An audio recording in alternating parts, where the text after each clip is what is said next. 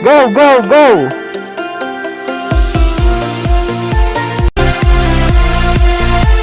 Reading pa din? May letter? Oo. Sa screen. Okay. Let's go guys, let's go. So ayan nga, first time ko mag-motovlog. Sana nakakabit yung mic and okay lahat. Kasi yung mic ko nasa bulsa eh. So yan, nakakakabalan talaga. Yeah, dadaan tayong C5 ngayon, papuntang Makili. Excited na ako. Oh my god, I'm really nervous for the GoPro. Kasi nandito siya sa labas. Pero ano yan, inayos ko yan na di siya makahuhulog. Solid yan, mas solid pa yan sa relasyon nyo. Hugot! Hindi, pero solid yan guys. May 18 to 19, happy 40th anniversary. Shout out to that. Oh my god, nakita niyo yun? May parang langaw na tumama sa helmet. Kawawa naman. Nag-splat. Para di siya nag-splat sa di siya, may tumasik na dugo, wala naman. Tumama lang siya, siguro unconscious na siya ngayon. Poor little langaw. Okay. Pansin nyo, medyo tinaas ko din yung windshield natin guys. Kasi kagabi nga inayos ko na siya. Alam ko na yung tamang setup sa kanya. Kaya ganun. So bilisan lang natin. Pip pip, thank you. Medyo magle-lane filtering tayo kasi late na ako. 2 o'clock yung appointment yung meeting. So yeah, Filipinos are always early. Filipino time, that's what I call it. Be careful in their intersections because madaming kamotes na won't stop. Thank you.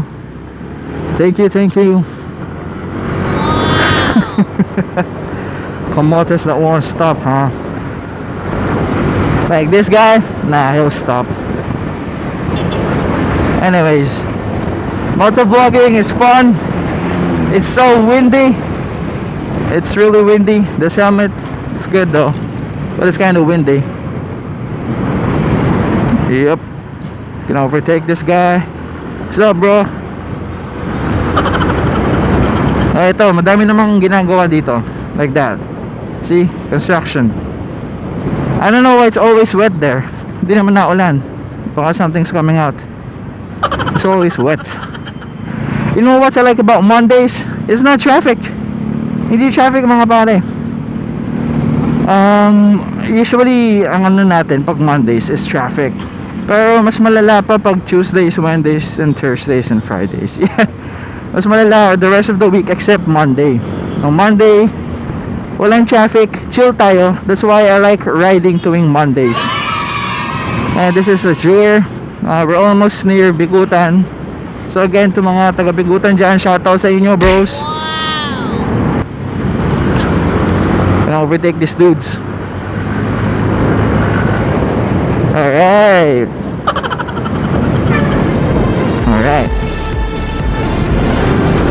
Doon tayo, kakanan tayo. C5 tayo, C5 eh. Good thing it's a go though. Right, it's a go. Thank you. C6. Pwede na kaya tayo sa C6 guys? I'm not sure though. Ang dami kong di sure sa buhay, no? Pero C6 I think pwede na. May nagsabi sa akin before na pwede na daw sa C6 eh. Anyways, we're gonna go left. We have to stay outside the circle because we're gonna go right as soon as possible. Like this one. Yeah. Hey riders, what's up bros? I'm gonna overtake this dudes.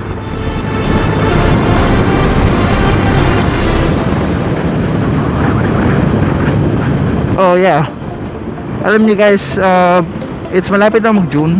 So malapit na yung tag-ulan. And nakakakaba kasi nga tag-ulan. and kailangan mo nang bumili ng gear. Yeah, just some tips and notes. If bibili kayo ng pang-ulan na gear, don't buy the one piece, yung parang Batman. Huwag kayong bibili nun. O kasi bumili na lang kayo ng 2 piece para walang lumilipad-lipad na parte ng raincoat nyo, which is good. I always buy the 2 piece. Okay, I'm just gonna overtake this dude. Oh man, yeah, it's really hot though. It's really hot, especially if you're walking right now, be full of sweat. Pero buti na lang nagmamotor tayo. It's just really dangerous, like this guy. Look at that, how huge it is. Oops.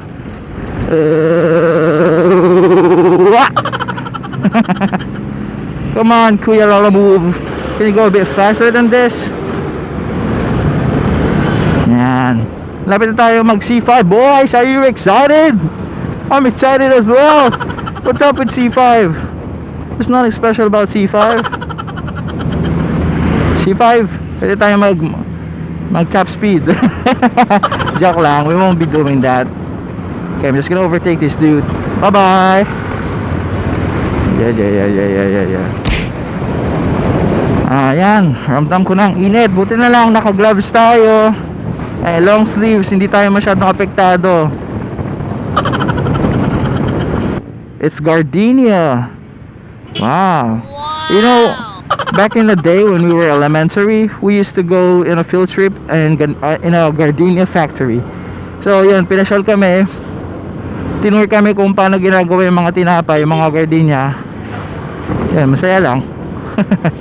Kayo guys, what were your experiences during your field trip as a kid? Saan kayo pumunta? Yeah, especially probably pumunta kayo sa mga zoos, no doubt about that. Or anywhere like abroad, things like that. So here, beautiful part of before, I don't know where this is, but I think, I don't know what you call this. Another circle perhaps. It's Ayala Land. May ginagawa kasi dito eh. It's Arca South. Yes, Arca South. Shout out to my mom, who's a broker. She has a project there at Arca South. So if you have any inquiries about Ayala or DMCI properties, you may contact her. Okay, contact details below. Guy, oh my god, this guy is huge though, right? Man, yung mga nakikita nyo ngayong big ass trucks, wala to mamayang madaling araw. Kasi ang tapos ng natin meeting is around 12 AM in the morning. So imagine that. We will kasabay natin yung mga truck na malalaki.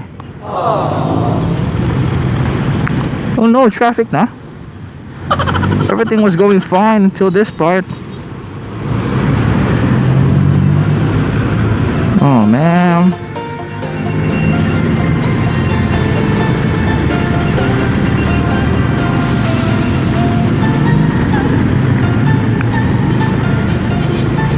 Okay, I'm just gonna go in the middle.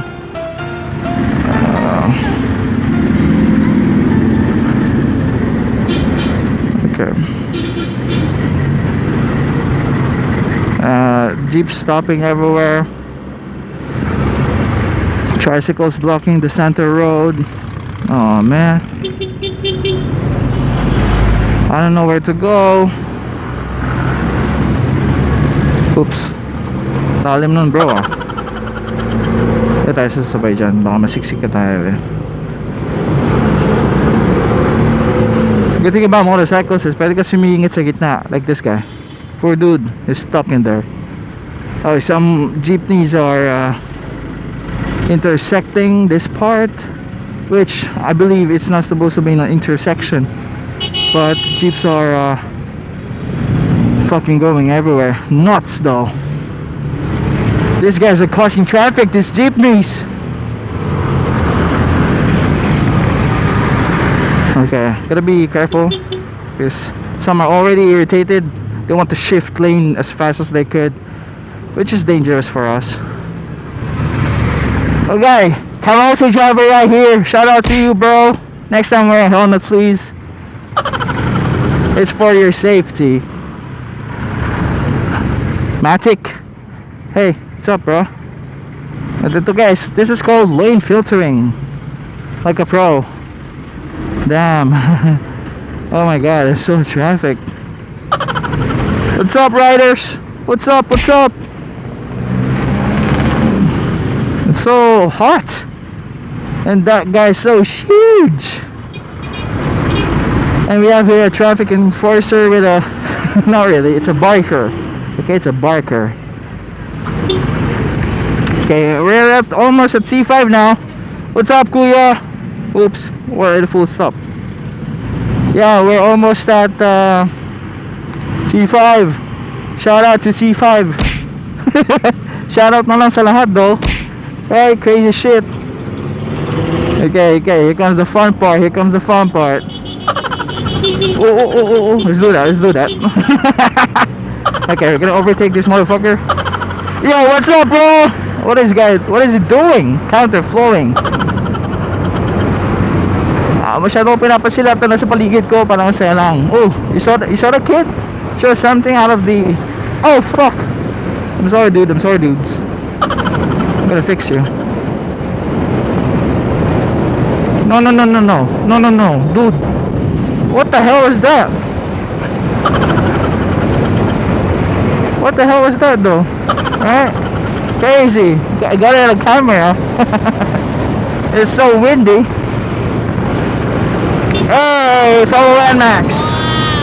Okay, we're gonna go to the left side of the C5. Oh my god, we're so fast. I don't know about the wind though. You're the light that guides my way on empty roads. When my burdens show, 'cause I walk alone. You're the brightness in the dark inside my soul. 'Cause I know that I'm the name on your lips, boy. Take my pain with your kiss, boy. Beautiful view, boys. Look at that. I love this place. I love C5. It's beautiful. Look at these fire trees. It's beautiful, huh? Bulaklakin na sila. Oh. Look at that plane above. Can you see the plane? Wow, beautiful. Why are the street lights still open? This is what I usually do driving around C5. Di na ako dumadaan sa EDSA kasi nakakatroma. Okay, these guys are moving. Got one motorcycle ahead, one fellow rider. We're just gonna signal to our fellow. Okay, to people in the back to slow down like this one. But we're gonna kind of overtake because we want to get near shaded areas such as this one. This one. Okay, so we are in a shaded area. Not really. So this is a shaded area. This is where you should stop. Usually it's green eh, pero nasaktan nating red. So after this red, it's a green already. Then we can go ahead to McKinley. This is a BGC boss. It's a point to point. Okay, so we're just waiting for it to go. It's a green now. Okay, so we're going to McKinley. We're going to McKinley now. What's up, riders? What's up, bros? What's up? McKinley Hill. There we go, McKinley Hill.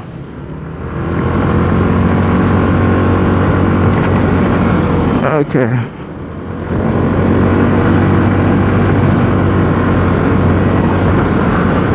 We are now here at McKinley, so you'll notice a change in the scenery. Medyo maganda na siya. Oh. Medyo old style. Ganda dito sa Makati. I don't know if they're actual buildings, because Mega World has this thing where they just put the cool designs up front, but when you look at its back, it's just plain 2D wall. So it's not really a structure, but it's just like a picture or something like that.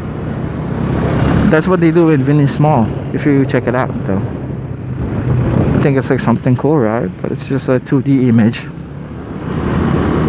So yeah, we're supposed to go left and go to the parking. Yep, actually it's a green now. And everyone's causing because traffic here.